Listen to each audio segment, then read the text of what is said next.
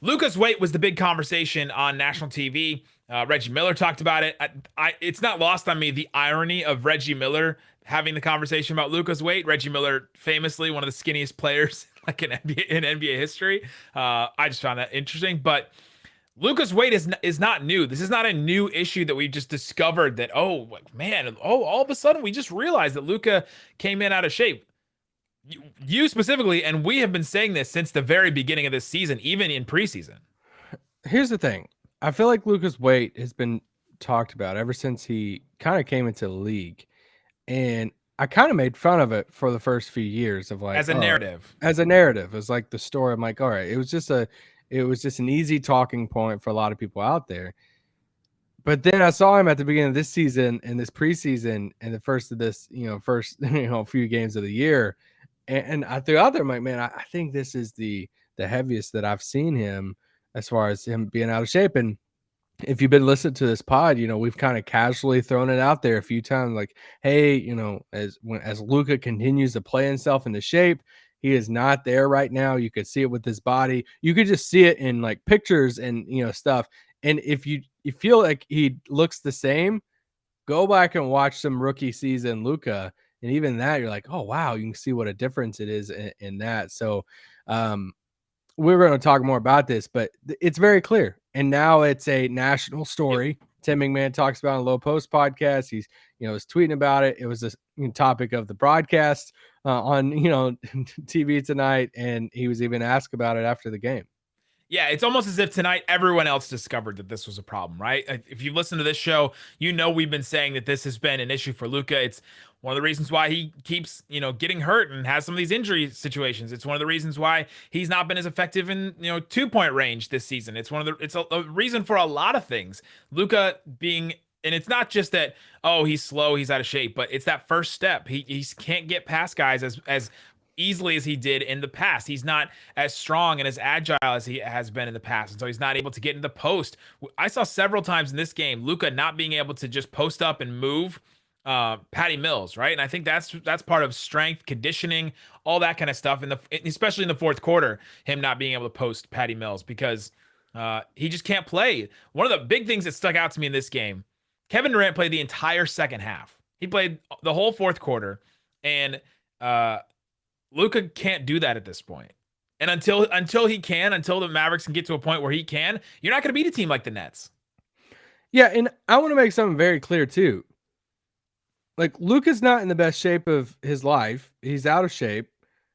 But he's not the reason why the Mavericks are like floundering right now. Like, that's very true. I think that is going to be the national narrative now that, we've been casually talking about it. It's been any media person, anybody that's been around the team. It's been the, kind of the conversation of like, hey man, like Luka's got to come, into the season in better shape. He's got to get there. It's part of it. All true. But I feel like now it's going to be the low-hanging fruit for a lot of people outside of Dallas to be like, well, that's why the Mavericks are not at the top of the West, because, man, they'll never be at the top of the West because Luka Doncic Luka's still really freaking good. Like, he is amazing at basketball. He still plays at a very high level. So there's roster issues. There is, we could go all day about him. Luka's weight is not the main reason that, the Mavericks are in a funk right now and are probably reevaluating everything. But is it something? It is something. Yeah, all these things add up, right? It goes back to my problems can be plural, right? Luka's weight is definitely a problem that Luka has. However, Luka had 9 assists tonight and should have had 19. Oh, yeah. We're going to talk about the shooting in the second half of that. But I kind of feel for him a little bit because I do think now, and even after the game, like it feels like everybody's talking about it already. I feel like now he's going to kind of feel like the target on his back. I mean, heck, maybe it's like inspiring to him of like, hey, I got to, have some new healthier habits and get in better shape.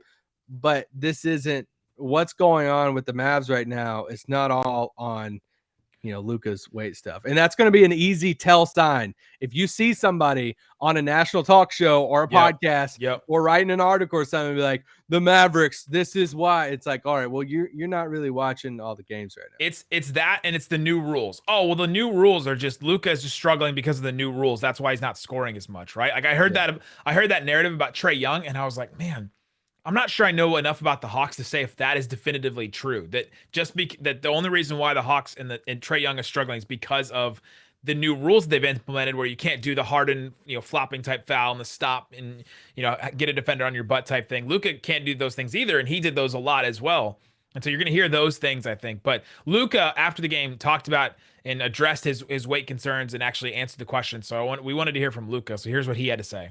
Yeah, I think that's my thing. People can talk about it, yes or no, but I know I got to do better. I had a long summer. I think I relaxed a little bit, not taking care, but I got to be better. He's got to be better. It's something Luka says a lot about a lot of things. After any time that the Mavericks do something that's not good, he always says, I have to be better. But we appreciate him taking ownership of that and saying, yep, it's a thing. And there is a little bit of an excuse for Luka, right? We're not giving a full excuse. We just talked about how it's a problem for 7 minutes. But he went into the offseason, had the Olympics, and then his only 3 weeks off, like his only period to have off, to rest and recharge, which he needs to do, right? He can't just go all year round, was the 3 weeks before like training camp started. And so that's when he really got to the point where his weight is now.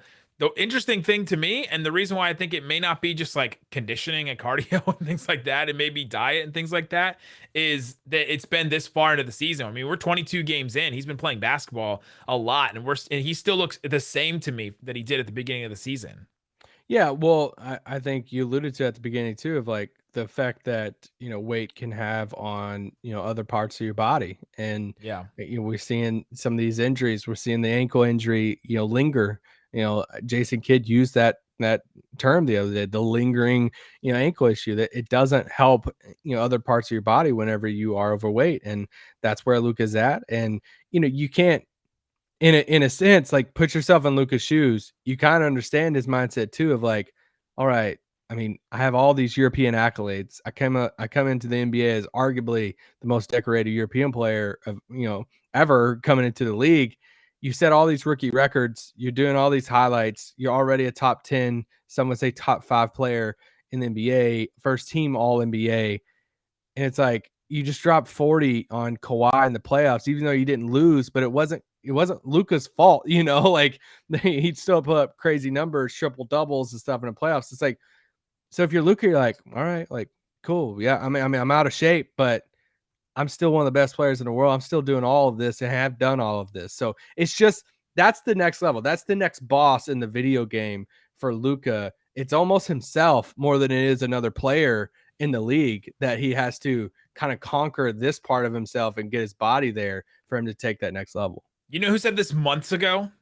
That called this even before us? And I want to say over a year ago.